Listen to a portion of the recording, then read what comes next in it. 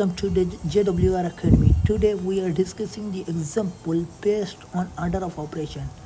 Here you can see everyone get wrong. So most of the people get this wrong answer of this question.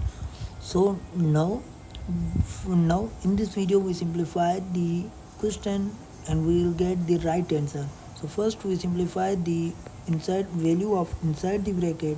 Okay, so 2 minus 2 is 0 and power 2 divided by 3. So now we simplify the exponent. 2 minus 0 power 3 is 0 divided by 3. So now this condition, subtraction and division, first we do the division.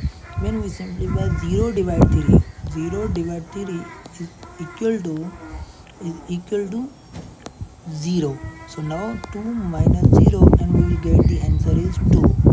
If you like this video, please subscribe our YouTube channel and press the bell icon for next interesting video. Thanks for watching.